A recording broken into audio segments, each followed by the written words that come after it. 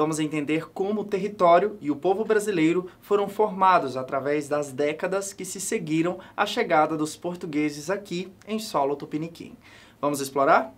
Antes de mais nada, eu queria propor algumas reflexões. Você já pensou como foi formado o nosso território e a nossa população? Você considera que somos um povo nativo ou miscigenado?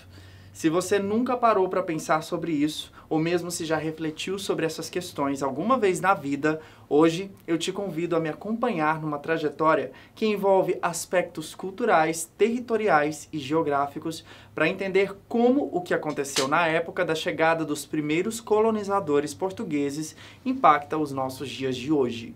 Quando as caravelas lusitanas desembarcaram por aqui, haviam por volta de 4 a 5 milhões de pessoas que já habitavam o território brasileiro e que foram chamadas pelos portugueses de índios. Essas populações nativas usavam as terras para o cultivo de alimentos, caça e pesca para sua subsistência, respeitando a natureza.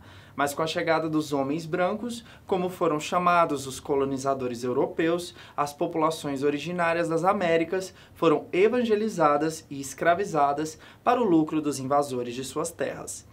Algum tempo depois, as populações ameríndias estavam praticamente dizimadas. Sua população passou de aproximadamente 4 a 5 milhões no século XVI para 896.917 indígenas, de acordo com o censo do IBGE de 2010. Os colonizadores decidiram trazer milhares de pessoas do continente africano sob a condição de escravidão em navios negreiros. Além de todo esse massacre de populações que resistiam à colonização, houve também a miscigenação desses povos, em sua maioria através de abusos dos colonizadores sobre mulheres indígenas e negras. Por sermos um povo miscigenado, ou seja, que houve mistura de diferentes povos, muitos hábitos que fazem parte do nosso cotidiano têm relação com essa mistura. Isso faz com que nossa população seja bem diferente de muitas outras mundo afora. Cada estado brasileiro possui suas características culturais próprias. Isso se deve ao Brasil ser um país continental, o quinto maior do mundo, fazendo que cada região seja distinta da outra, quanto aos seus costumes, culinária, música e dança, entre outros. Dentre todas essas influências, o continente africano nos deixou uma herança muito marcante no nosso território, como, por exemplo, novos tipos de pimentas. As populações originárias do nosso território já usavam alguns tipos de pimenta na sua culinária, mas essa presença marcante do sabor picante em pratos típicos de algumas regiões do Brasil são herança marcadamente africanas, como é o caso do acarajé, na Bahia. Com o passar dos anos, o comércio do sal e do açúcar na ilha de Veracruz, primeiro nome dado ao Brasil pelos portugueses, era todo exportado para a Europa. As escravas passaram a temperar a comida com condimentos nacionais como a salsa, o coentro e as pimentas trazidas do continente africano. Era muito apreciada por todos, principalmente pelos europeus que não conheciam esses sabores. Também foram trazidos de vários países da África outros alimentos que hoje são usados em grande parte do território brasileiro. Os primeiros coqueiros foram plantados pelos próprios escravos em solo baiano. Por isso, os cocos que produzem são popularmente conhecidos como coco da Bahia. Além disso, também trouxeram o azeite de dendê, extraído das sementes de um tipo de palmeira conhecido como dendezeiro, o café e até vários tipos de banana. Por exemplo, você sabia que a língua portuguesa é a quinta língua mais falada do mundo? Que além do Brasil e Portugal, outros 7 países têm o português como língua oficial? São 7 só na África: Guiné Equatorial, Angola, Moçambique, São Tomé e Príncipe, Cabo Verde e Guiné-Bissau. E um na Ásia, o Timor-Leste. Todos esses países foram colonizados por Portugal. Mas o fato curioso aqui é que, dentre todos esses exemplos, somos o único país onde o idioma adquiriu características próprias, agregando palavras, gírias e sotaques de seu povo de tal forma que é considerado quase um outro idioma, português brasileiro. Além da língua, outra grande herança lusitana, ou seja, herança de Portugal, foram as festas tradicionais. Mas essa herança religiosa não chegou ao Brasil da forma calorosa como é festejada hoje. As populações que aqui viviam tiveram seus costumes, crenças e até mesmo seus nomes massacrados por pessoas completamente distintas.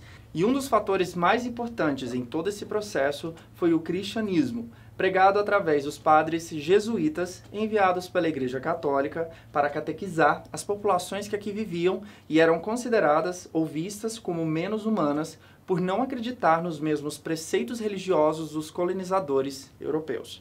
Além das pessoas, o território brasileiro foi também bastante explorado.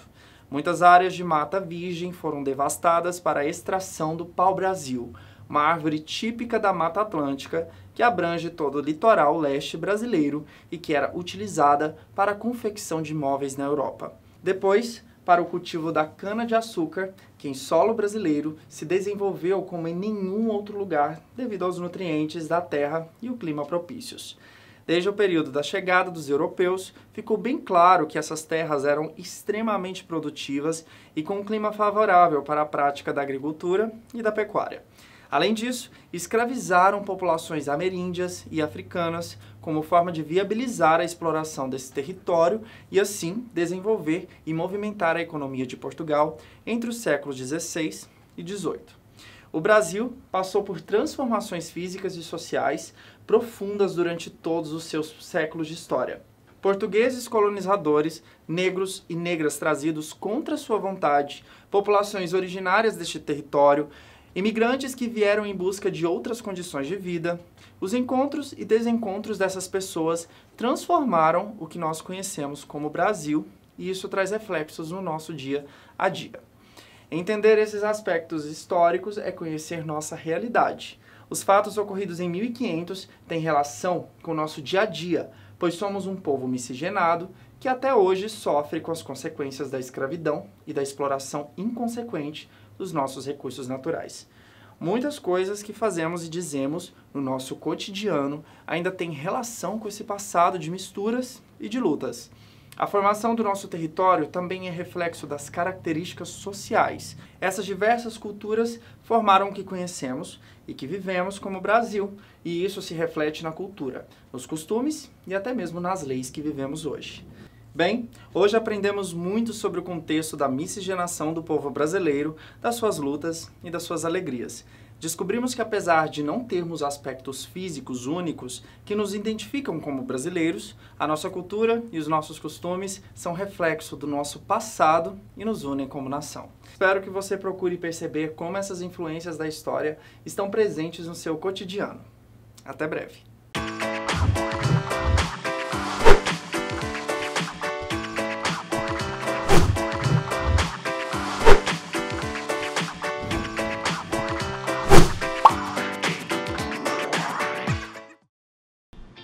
Olá, que bom ter você por aqui assistindo mais um vídeo do nosso canal. Se você ainda não é inscrito, corra lá e inscreva-se, clicando no botãozinho vermelho que aparece aqui na tela. Ative também o sininho e dê o seu like, pois ao deixar o seu joinha, outras pessoas também terão a oportunidade de conhecer o nosso trabalho. Então, até a próxima!